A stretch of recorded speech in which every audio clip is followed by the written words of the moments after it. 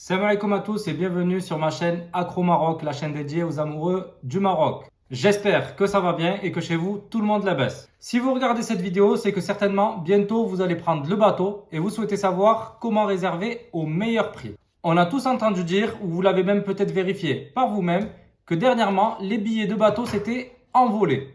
Eh bien, dans cette vidéo, je vais vous donner toutes les astuces pour réserver votre billet au meilleur prix. Alors, le site qu'il faut absolument connaître, c'est le site Aferi. Un super site qui fait également office de comparateur, faisant en sorte de vous dénicher le meilleur prix. Voyons tout de suite comment ça marche. Pour commencer, vous allez sur Google et tapez dans la barre de recherche Aferi avec 2 R. Vous pouvez aussi télécharger l'application si vous le souhaitez. Vous cliquez ensuite sur le premier lien, réserver un ferry, billet de bateau.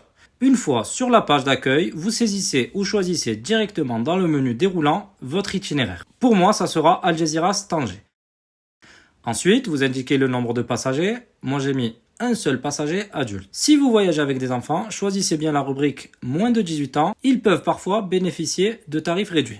Ensuite, il vous faudra saisir la date de votre voyage aller. Moi, j'ai mis le 15 juillet.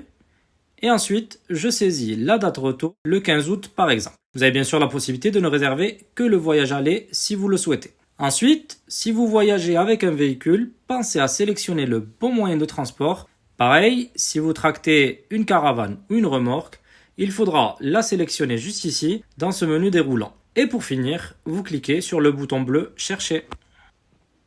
Vous arrivez sur cette page qui va vous donner les résultats de la recherche. Et c'est là que ça devient intéressant puisque ce site vous compare les tarifs des différentes compagnies.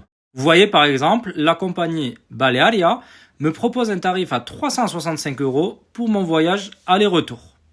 Si je descends un peu plus bas, je vais avoir d'autres tarifs avec d'autres compagnies. Je clique donc sur le tarif le plus bas, même si pour ce trajet la différence n'est pas énorme, et j'arrive sur cette page où on me demande de renseigner toutes mes coordonnées. Donc je remplis tout comme il faut. Il vous faudra votre passeport et la plaque d'immatriculation de votre véhicule si vous êtes véhiculé. Il faudra aussi renseigner votre adresse mail pour recevoir une confirmation par mail. Quand vous avez terminé de tout renseigner, on vous demande si vous souhaitez prendre une assurance. Alors évidemment, elle est payante et vous coûtera une dizaine d'euros par personne. Franchement, je vous conseille de la prendre au cas où, même si je ne sais pas réellement ce qu'elle vaut, puisque je n'ai jamais eu de soucis pour faire appel à eux. Vous arrivez ensuite sur la troisième et dernière étape où il vous sera demandé de procéder au paiement. Vous pourrez payer en carte bleue ou sur PayPal. Pensez quand même à vérifier votre commande si les dates et les trajets correspondent effectivement. Je vais maintenant vous faire une deuxième démonstration pour les gens qui prennent le bateau à Almeria et qui veulent aller à Nador. Alors sachez déjà une chose, c'est que cette année, les billets vers Nador sont très chers.